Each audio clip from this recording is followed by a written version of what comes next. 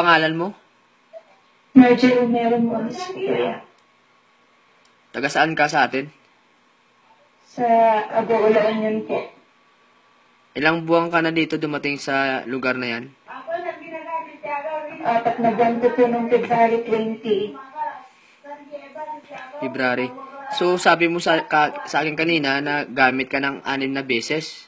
Sa 4 na buwan, may 1 buwan na 2 beses, gano'n? Opo, ganun na nga po. Nung Tapos pera pa po pag mayroon po akong regla, ginagawa po niya. Pinapahawak po niya sa kanya, tapos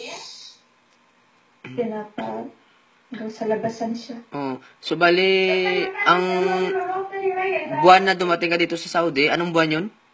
October 18 po. October 18. Nung Opo. dumating ka na October 18, na end of month ng October, nagamit ka rin nun? Hindi po. Hindi pa? Nagamit na po niya ako ng December 17 po. December 17, tapos December 18. 17, 18. Dalawa. Tapos January. Opo, January. Dalawa rin siguro kasi tapos ito February. Opo, dalawa po. Ngayon tumawag ka na sa agency mo, hindi pa nakausap ka na kanina? Nakausap po ako ng agent ko, kaya lang po ang sabi po sa akin, tatawagan po niya yung...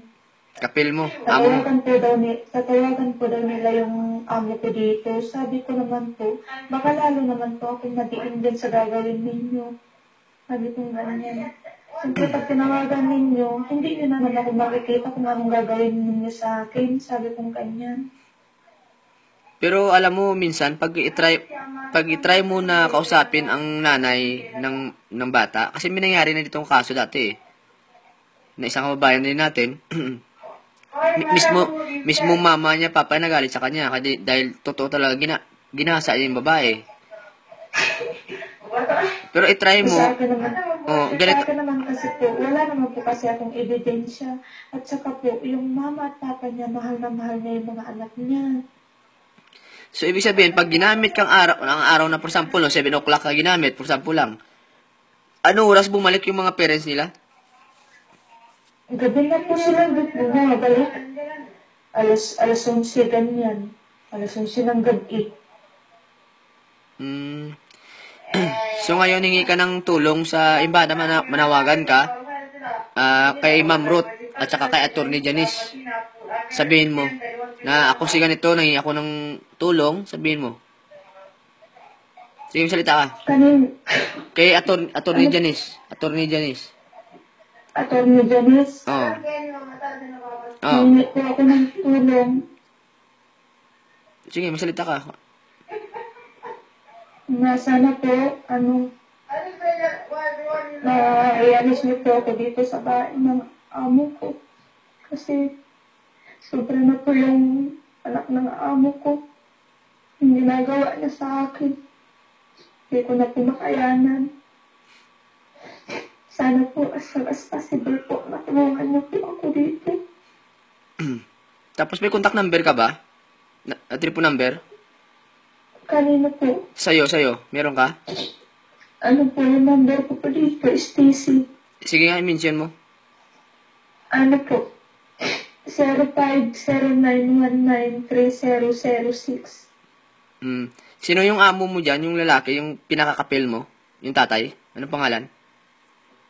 Hindi ko pumabanggit kasi yung kasama ko nakikinig eh. Okay. Ikuha mo na lang sa akin yung hiningi ko sa'yo. I-type mo na lang yung pangalan. Opo. Tapos, pag nag-type ka sa Facebook, let's say nag-send ka sa akin ngayon, tapos burahin mo lang. Alam mo paano magbura ng message? Opo, alam ko po. Masend ka sa akin yung hiningi ko sa iyo kanina para makaka-copy-paste ko. Opo. Para isend ko yan bukas kay Ma'am Rod tsaka kay Sir Nadora para kung ano man mabigyan action dyan. Opo. Okay? At Opo, least, sir. basta ingat ka na lang lagi dyan, ha? Pagka kung hindi pa pwede na paggamitin ka, tumakbo ka sa labas? Pag po, hawak na po niya ako. Nakayakap na po sa akin.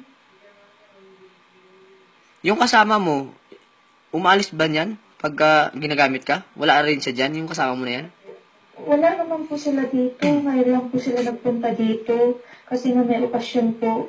Pag may okasyon po, nagpupunta sila dito. Okay. Pagkatapos po ng okasyon, wala na po sila dito. Kami-kami na lang po. Ilan yung tao sa bahay na yan? Nanay, tatay? Yung lalaki na yan? Tatay, mga anak niya. Ilang anak niya? Isa, dalawa, tatlo, apat. Tatlong lalaki, isang babae, tapos isang apo, saka isang manugang. So, sa unang first attempt niya sa'yo, hindi ka lumaban? Lumaban naman po ako. Sinabi ko nga po na bawal yung gagawin niya. Kaso binantaan po niya ako. Sige, pagka ako na ipaabot natin to sa taga-imbada para mabigyan ka rin ng action. Si-send ko rin sa yung number. Bukas na bukas ng umaga, kung may chance ka, tawagan mo sila kaagad ha.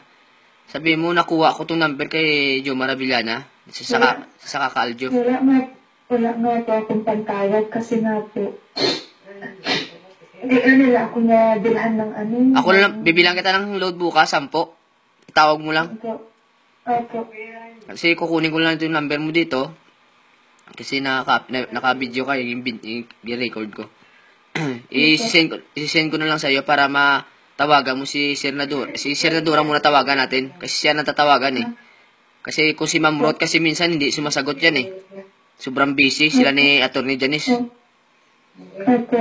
Okay? Opo. Salamat po. Oh, sige. Good night. Ingat ka dyan ha. Opo. At saka yung mga picture mo sa auto, tama yung pinalitan mo na. At ang iba dyan, i-hide mo na lang ang iba dyan na, para hindi ka masilipan dyan. Dinadura ko na po lahat para wala na po akong picture. Mas mabuti. Iniiwan ko na lang. Oo. Dinadura ko na po lahat. Sige. Ingat. Opo, salamat Sige, bye. po. Yan po yung isang kababayan natin na nangingi ng tulong. So, sana mabigyan ng aksyon to ni Ma'am Roth. At sa embassy na si Atty. Janice. Sana medyo gumalaw-galaw din kayo kasi marami tayong kababayan na katulad niya, no? Yung ginagamit ng mga Saudi. Wala man silang magawa. Wala silang bibig para sumigaw. Para sa reklamo nila. Kawawa talaga. Kaya dapat si Duterte na talaga umupo ng presidente para may action. Power.